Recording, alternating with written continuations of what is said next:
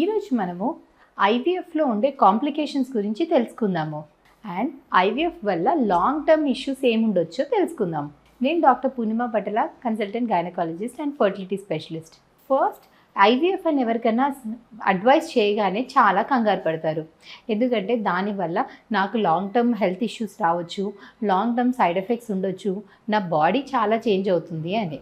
So దాంట్లో ఎంత నిజం ఉందో ఇప్పుడు తెలుసుకుందాము. ఫస్ట్ కామన్ డౌట్ ఏంటంటే ఐవీఎఫ్లో డైలీ ఇంజెక్షన్స్ తీసుకుంటాం, దానివల్ల హార్మోన్ డోస్ ఎక్కువ అవ్వడము, నా బాడీలో ప్రాబ్లం రావడము అని. సో ఐవీఎఫ్లో మన ఎగ్స్ పెరగడానికి తీసుకునే ఇంజెక్షన్స్ నార్మల్ న్యాచురల్ హార్మోన్సే, కానీ కొంచెం ఎక్కువ డోస్లో తీసుకుంటాము. దాని mechanism of action only 1 day, అందుకే డైలీ తీసుకోవాల్సి ఉంటుంది. అది ఓన్లీ 1 week వరకు. అలా తీసుకోవడం వల్ల ఎగ్స్ అనేది మనకి ఒక ఎగ్ బదులు 10 to 15 eggs ఉండడం వల్ల టెంపరీగా హార్మోనల్ చేంజెస్ అవుతాయి బాడీలో. ఆ హార్మోనల్ చేంజెస్ వల్ల మీకు పొట్టలో కొంచెం ఆయాసం, ఉబ్బరం అండ్ పొట్ట కొంచెం స్లైట్గా నొప్పి రావడము, nausea, vomiting, slight mood swings, ఇలాంటి కాంప్లికేషన్స్ ఉంటాయి. But they are absolutely temporary. Only 1 week or 2 weeks. Egg pickup చేయడం అండ్ పికప్ చేసినాక ఒక వారం రోజుల్లో మొత్తం నార్మల్ అయిపోతుంది.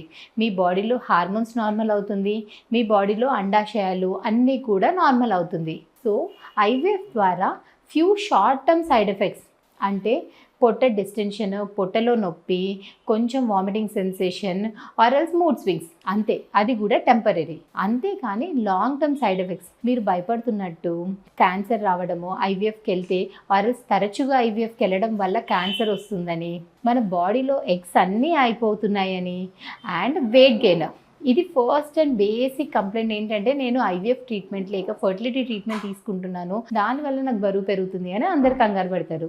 దాంట్లో నిజం లేదండి. ఫర్టిలిటీ ట్రీట్మెంట్ తీసుకునే వాళ్ళు నార్మల్గా జాబ్కి వెళ్ళే వాళ్ళు ఇంట్లో మానేసి ఉంటారు. అండ్ ఐయుఏలే కదా, ఐవీఎఫ్ తీసుకున్నారు కదా అని ఆల్రెడీ ప్రెగ్నెన్సీ అయిపోయింది, ఆల్రెడీ కన్ఫర్మ్ అయిపోయింది కదా అని ఎక్కువ న్యూట్రిషన్ తీసుకోవడం, మేము వద్దని చెప్పినా కానీ కంప్లీట్ బెడ్ రెస్ట్ తీసుకుంటారు. అలా ఫిజికల్ యాక్టివిటీ తగ్గడం వల్ల వెయిట్ గెయిన్ అవ్వడం తప్ప ఈ హార్మోన్స్ కానీ ట్రీట్మెంట్ ప్రాసెస్ వల్ల మీరేం వెయిట్ గెయిన్ అవ్వరు. అండ్ దీనివల్ల మనకి లాంగ్ టర్మ్ సైడ్ ఎఫెక్ట్స్ అనేది ఉండదు. అండ్ కొంతమందికి ఫస్ట్ ఐవీఎఫ్లో వర్కౌట్ అవ్వకపోతే మళ్ళీ ఐవీఎఫ్ కూడా అవసరం పడుతుంది. ఎందుకంటే కొంతమందికి ఎగ్ కౌంట్ తక్కువ ఉంది, మనకి సఫిషియెంట్ ఎంబ్రియోస్ కావాలంటే ఒక్కొక్కసారి 2 సార్లు కానీ 3 సార్లు కూడా ఈ ఐవీఎఫ్ ప్రాసెస్కి వెళ్ళాల్సి వస్తుంది. అలా వెళ్ళినా కానీ లాంగ్ టర్మ్లో ఎటువంటి సైడ్ ఎఫెక్ట్స్ అనేవి ఉండవు. సో ఐవీఎఫ్ అనగానే ఫస్ట్ కంగారు పడకండి. మీ గైనకాలజిస్ట్ లేక ఫర్టిలిటీ డాక్టర్ తోటి కన్సల్ట్ అవ్వండి. మీ భయాలన్నీ దూరం చేసుకోండి. మీకు దీని గురించి ఏం సందేహం ఉందో, ఏ డౌట్ ఉందో మీరు కమెంట్ చేయండి, నేను రిప్లై చేస్తాను.